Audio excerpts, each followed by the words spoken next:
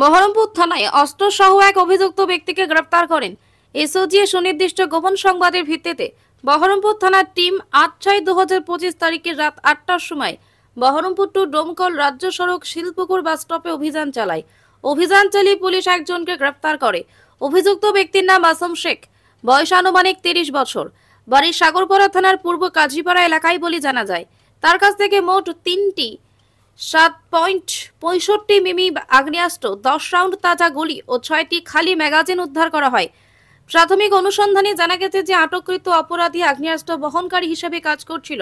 ইতিমধ্যে একটি মামলা দায়ের করা হয়েছে।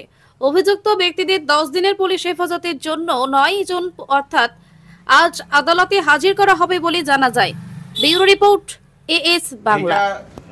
আমরা জিজ্ঞাসাবাদে যেটা এখনো পর্যন্ত জানতে পেরেছি, উনি ফারাক্কা থেকে ওই আগ্নেয়াস্ত্রগুলি নিয়ে আসছিলেন এবং ওই রানীনগর থানারই কোনো একটা জায়গায় সেটি সরবরাহ করতে পারেন বলে সংবাদ পাওয়া গেছে।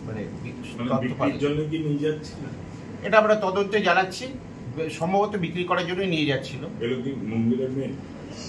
এটা ফারাক্কা থেকে আমরা ধরেছি। সাধারণত আমরা পূর্বের যে কেসগুলো পেয়েছি সেগুলো মুঙ্গেরেই ওগুলো তৈরি হয়, ওখান থেকে এগুলো আসে। এ ফারাক্কা থেকে ওগুলো সংগ্রহ করেছিল বলে আমরা খবর পেয়েছি। এ একাই ছিল, টোটোতে করেও আসছিল, ওখানেই আমরা ইন্টারসেপ্ট করি। কোনো ব্যাকগ্রাউন্ড আছে সেটা আমরা তদন্ত করে দেখছি, এখনো পর্যন্ত কিছু পাইনি। ওকে আমরা পিসি নেব, পুলিশ হেফাজতে নিয়ে 7 দিনের পুলিশ হেফাজতে আমরা প্রেয়ার করছি।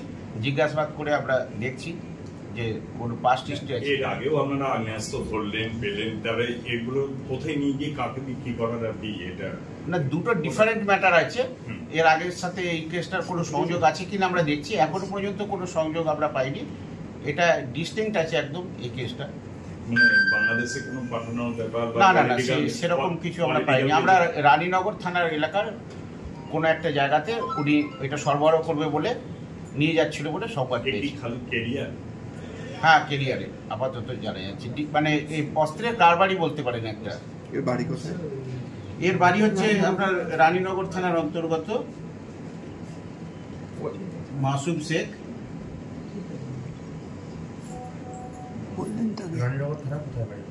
সাগরপাড়া থানার অন্তর্গত বাড়ি।